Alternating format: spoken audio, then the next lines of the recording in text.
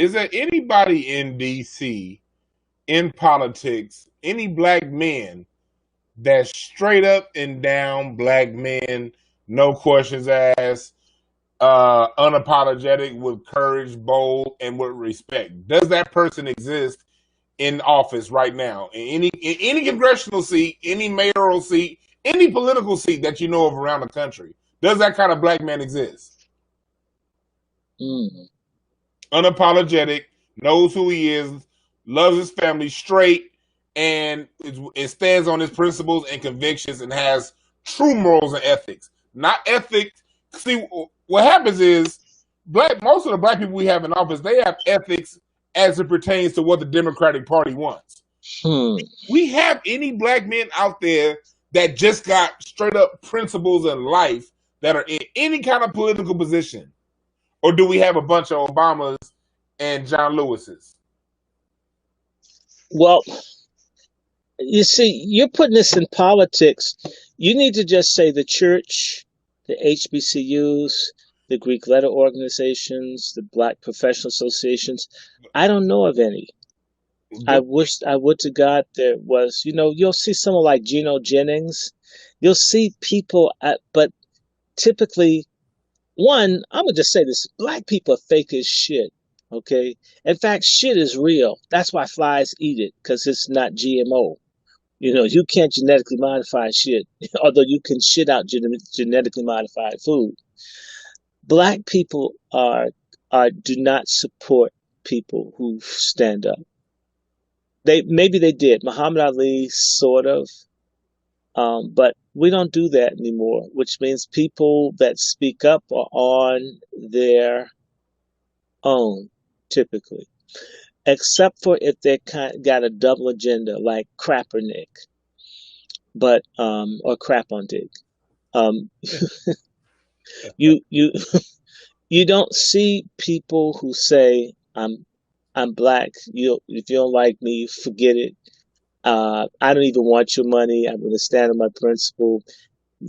I did see that with the father of the woman who was executed in Dallas, where the father says, I don't want any money, I want justice. But it's not rare.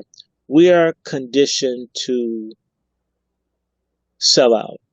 I mean, on every level. Black folks who have courage it's seen as deviance. We've made getting your penis cut off and calling yourself a woman acceptable. And the person that says, when I say black, it doesn't mean gay or illegal or women or feminists or Asian Pacific. It means us. We don't really have that. I wish we did. I would love it. I would be so thankful for this. It's not here.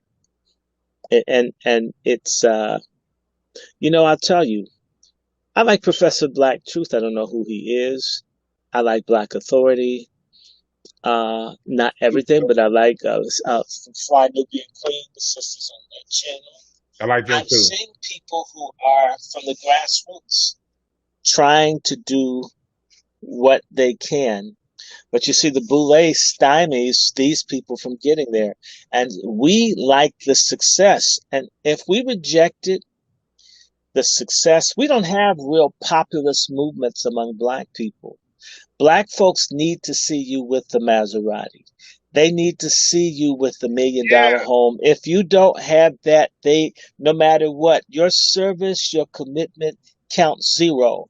Do you have stuff?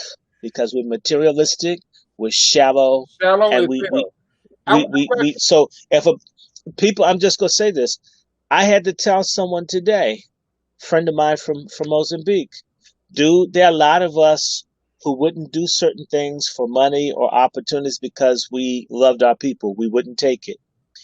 And so folks who haven't started families, don't have kids, don't have a car, don't have their own house, all the things that you need to present our dumb fuck people with for them to take you seriously. On principle, you had to forego it to truly represent.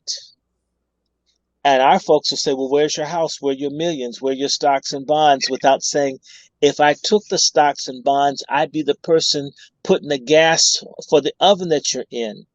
And people say, no, no, you wouldn't. No, you wouldn't. Because you know what? If they had it their way, they'd be the ones that sell out to put the gas on us. The movie Hollywood Shuffle, I'll keep bringing it up. The light skinned dude that wanted Robert Townsend's role, that was telling him it's bad to be a stereotype. And the minute Robert Townsend says, I'm going to take a stand, I don't want to denigrate my people, I won't do this anymore. That guy was so eager to be in that spot. It's We always don't have a lot of ethical people. We have folks who want to be the kind of blacks that shit on others. That's what the real motivation is. The same way a lot of white folks bitch and complain, but they'd like to be the rich white fat cats that don't provide medical care or vacation time to the other people. Our strategy of success is betrayal and abuse of the black collective for so it's privatized gains, socialized costs, socialized suffering, privatized a privatized millennium. Happiness for them. Happiness for that jive ass bitch named Oprah. Happiness for punk ass Tyler Perry. Happiness for those who do things to advance themselves, sometimes in the name of helping the rest of us. But I'm going to tell you something. The way that a lot of successful black people are, is like a person that says, hey, Dewan, I'm going to let you have some of this lobster roll sandwich that I'm eating. They say, oh, yeah, really? He says, yeah, I'm going to let you have some. He said, when I digested it. And he'll give you the shit out of his ass and say, see, I gave you some of the lobster roll. That's exactly how This is exactly what these people do. Yeah. Until we have a rebellion against coon ass niggas that have been put over us, till we punish them, till we go after them, till we run them out of churches, where you won't go to a church if you have a coon ass pastor. If they shot a member of your church, y'all need to not have service, and y'all all strategize what we're going to do to make certain that they don't kill anybody else. Who's a lawyer in here? Let's pass the plate, and we're going to get some legal representation. Look, my dad was a preacher. Okay, he's no longer living. I watched people who are sincere, black grassroots people. There's some black folks out here still doing it. They're for real. They do everything that they can. But oftentimes, when you speak up and you tell the truth, it means you don't get the money. As the woman who was head of the D.C. Republican National Committee told me back in 1998, we really like you. You're a genius. You're obsessed with black people. And we don't know what to do. We don't know what to do about you. We could elevate you, but you would be a problem. You think about these other people. And I asked her, what am I supposed to think about? Mirror towards main mission that Dr. Claude Anderson says. I want to bring up something in the chat room, because earlier you talked about Professor Black Truth and Jason Black, and I get this a lot from people. People say, "Oh, they're the same person." Look, that we've heard them too. They used to actually do the broadcast together. For people like to, because you said something earlier about us not listening unless we see something. People like a Jason Black, like a Professor Black Truth, their work speaks for itself. They're passing out information to put us up on game, information that we can look up ourselves and find is valid and accurate. You have somebody like a Jason Black, who every broadcast, there's somebody calling in and saying, hey, you gave me some information 2 years ago and it worked. Hey, you gave me some information 3 years ago and it worked. Instead of some let me take this in a different direction. Instead of some of us looking at that and saying it is what it is, they say, "Oh, I don't see him." We got to get past that part right there. About no. Who's saying they don't see him? But let's do this. We don't see your courage. We don't see your donations.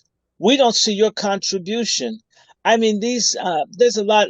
Forgive me, fuck a lot of these armchair lazy niggas who are waiting. That's what I said in the interview. There are a lot of black folks waiting for another Dr. King or Malcolm X to get shot in front of his kids so somebody else's family can benefit. Fuck coward niggas that don't contribute. Fuck all of y'all. I mean that. Y'all aren't shit. There are people who give up. So Professor Black Truth, if you don't think that they're not bothering these men, if their faces were out there, don't you realize they'd be under attack? Major attack. Why do they have to do that? What, for you to see them? In fact, if it is the same person and someone has multiple personality disorder, so do coons who think that they're conscious. Y'all got multiple personality disorder. Y'all talk one thing about racism, but in reality, you're just a Klansman with some melanin. So to me, why this is this whole thing about everybody being a star. Now, Dewan, brother, I just told someone today I'm less interested in being what famous than being effective. Those guys are effective. Very effective. And so as long as they keep doing that, great. Everybody's not gonna be like Tariq Nasheed. Tariq Nasheed doesn't care if you know who he is. And that's his swagger, but we all understand that there's a consequence. You don't know who out here has a gun or guns or who out here is going to sell you out. Black folks helped murder Harold Washington. Black folks helped murder Huey Newton. Black folks helped murder Malcolm X, Martin Luther King, Edgar Evers, Emmett Till. A lot of our folks are mercenary murderers. Okay. All the Panthers, COINTELPRO couldn't work without killer black folks who love killing righteous black people. So if someone doesn't want their identity out there, that's their damn business. More power to them, because there are a lot of people that are faceless. They're not about shit. They don't do shit. They don't help shit. They don't do, all they do is whine or do nothing. So I could care less if I know who they are. Yeah. What's more important is the information that they put out. And so what that they don't do more than put out information? Don Lemon doesn't put out anything but misinformation and what's that thing? Joy Reid. I mean, Joy Reid is like one of the OJs. She looks like the Jolly Green Giant in Brown. Up in the belly of the Jolly Green Giant. And her ho, I'm a whole green giant. You're right. And someone said it in the chat. Tariq, when he was in the riots in Georgia a couple months ago, he was out there just happened to be in Georgia, and he was on Instagram Live, and there was a still shot of someone behind him, and it looked like the white dude was holding a gun. So I salute somebody like a Tariq putting the information out there and standing in front of the camera. But we see the kind of shit Tariq deals with. He's had police go up all up in his house.